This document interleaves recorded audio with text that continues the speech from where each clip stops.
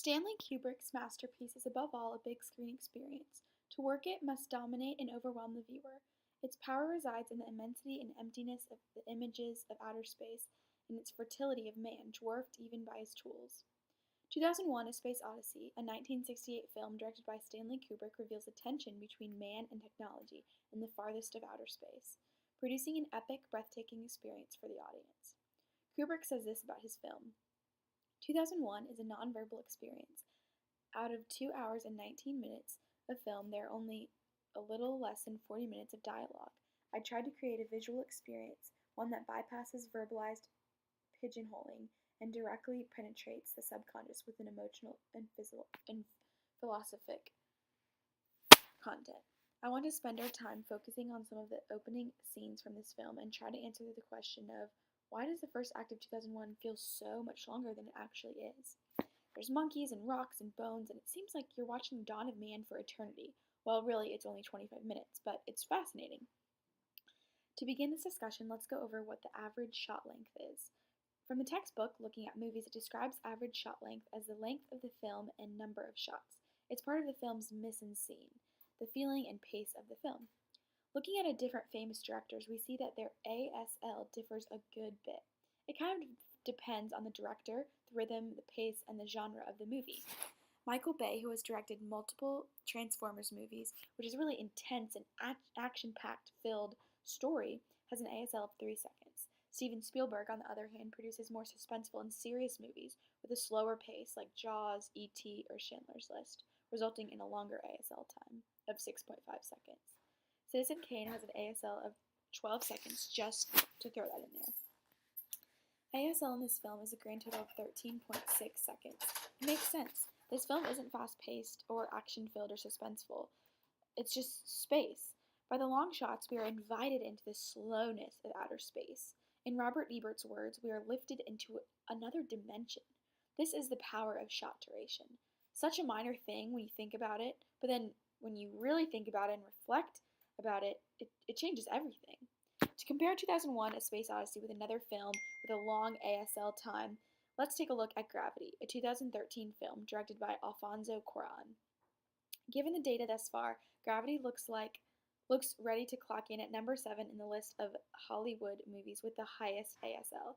It contains 150 shots with an average length of 45 seconds, fewer and longer shots than most films of its length.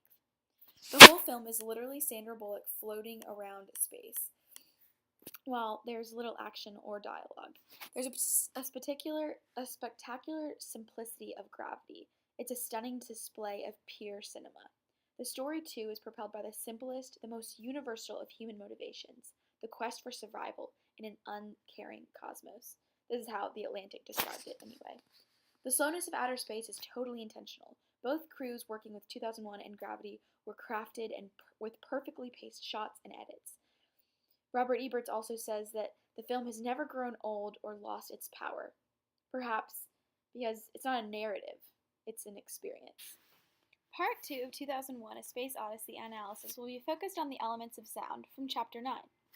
I want to explore how Kubrick manipulates scores and sounds to create his masterpiece by fostering the environment of space.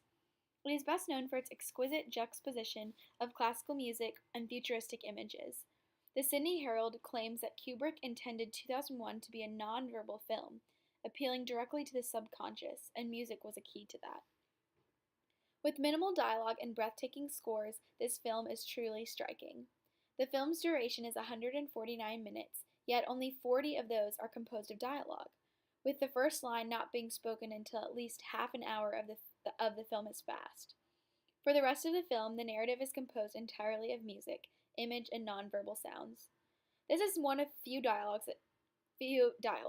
It takes place when Hal reaches the brink of his madness and Dave is inside the processor, shutting him down. Hal's voice changes as Dave works.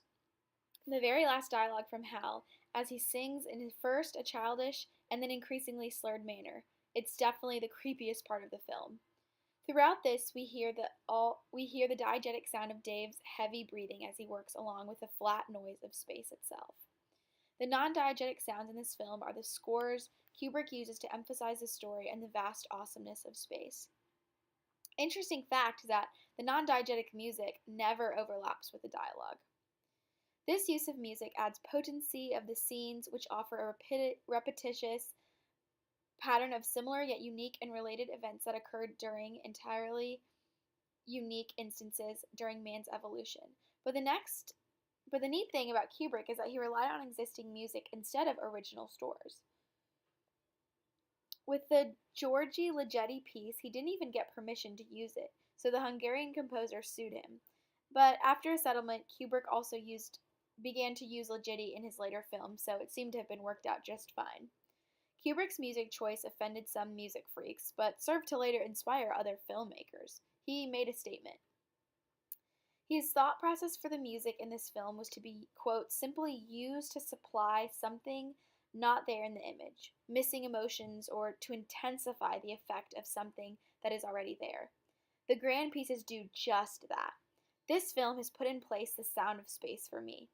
To relate it to another movie that incorporates a grand piece while entering the final frontier, space, is Toy Story 2.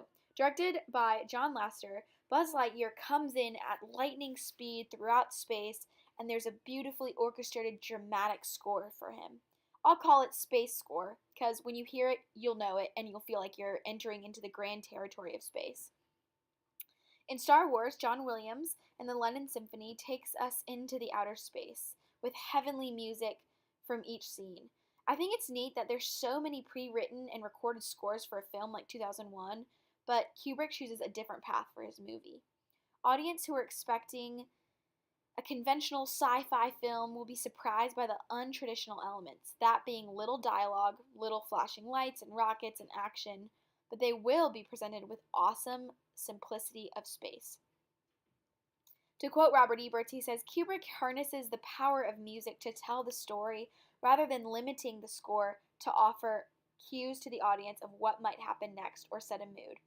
In 2001, music becomes an essential part of the narrative, while dialogue refrains from offering any profound details into character motivation.